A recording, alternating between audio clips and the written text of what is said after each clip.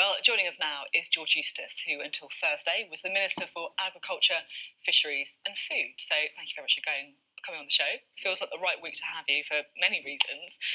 We were just hearing there some of the concerns from farmers. The people that I speak to were very worried about the lack of clarity.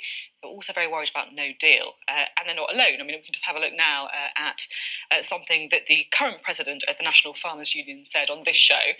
This is huge for every single person, and it's not understood what no deal means. It will be absolutely savage for us. I mean, are farmers right to be this worried? No, they're wrong. I mean, it would be difficult. There would be some turbulence, but we've done huge amounts of planning for this eventuality.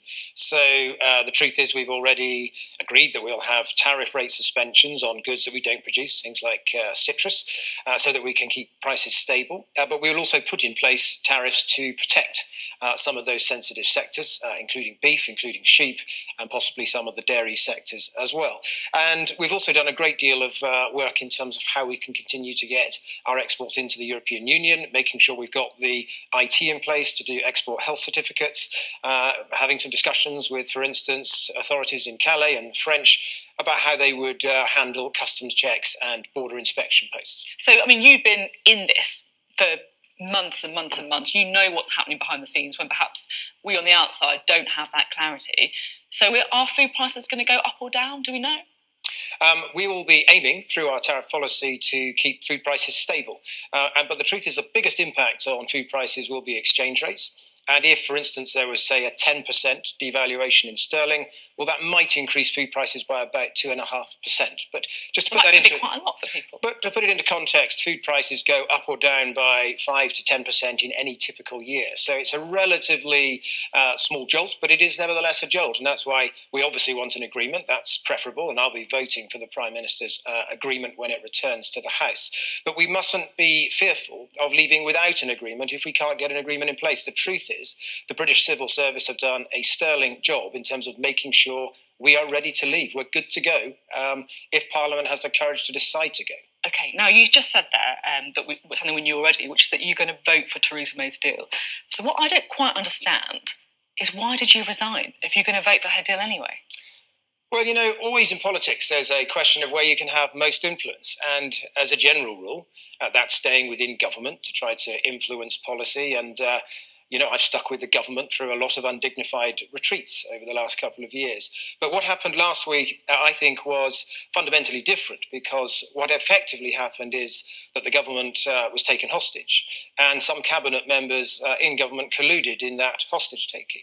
And so you have to ask the question, is it any longer worthwhile being in that government when we have weeks to go on the biggest decision this country's faced for half a century? So who took the government hostage? Well, there were Parliament has, and very clearly. And some members of the cabinet were saying as well that remain supporting. Some members of the cabinet were clear that Parliament had to have a vote that would, as they put it, take no deal off the table. As soon as you take no deal off the table, you dramatically undermine your credibility as a country. You undermine Geoffrey Cox, who's trying to get some final changes to this. And I just think fundamentally that was a big mistake. But look, they've done it, and we are where we are. But for me, who's they? Well, there were 3 who actually wrote an article. I can't quite remember which ones they were now, but to be honest, that's old news, last week's news.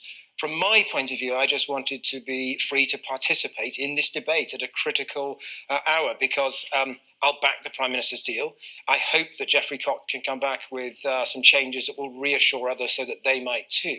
But, you know, if Parliament cannot accept this deal, we have to have the confidence and the courage as a country to walk away first and talk after. And the other thing about no deal is it doesn't mean no deal forevermore.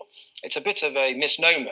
No deal probably in effect means an informal transition period for 9 months. And we already know from all of our dealings with the European Union that pretty much across the piece, they are looking for informal arrangements where there'll be very little change for a period of 9 months. And that gives you a window in which talks could continue.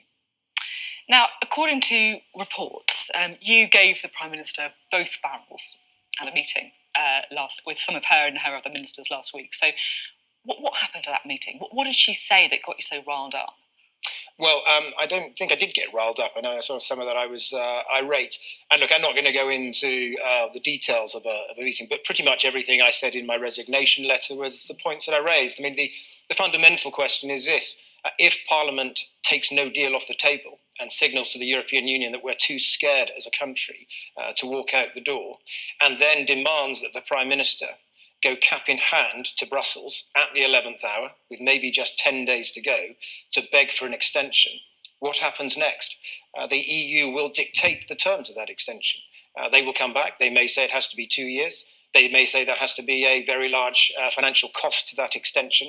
And what will Parliament do at that point, when it maybe at this stage has 3 or 4 days until Brexit Day, and it's faced with some impossible demands from the European Union? So I don't think those in Parliament who sought to frustrate this process and sought to create an option to delay Brexit have fully thought through what they're actually doing. Do you think Theresa May listens more to the Remainers in her cabinet than she does the Brexit supporting ministers? No, I don't think that's fair. I think the truth is Theresa May's had a very difficult task because from the beginning she's been undermined by those in Parliament who refuse to respect the referendum results, and there's a large number of them aiming for a second referendum, trying to frustrate this process.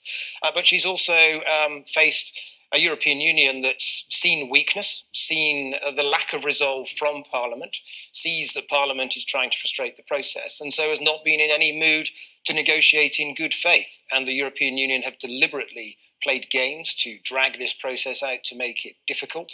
And so the Prime Minister's had a very difficult hand. I don't dispute that. And as I said in my letter, she's shown a great deal of resilience and a great deal of tenacity.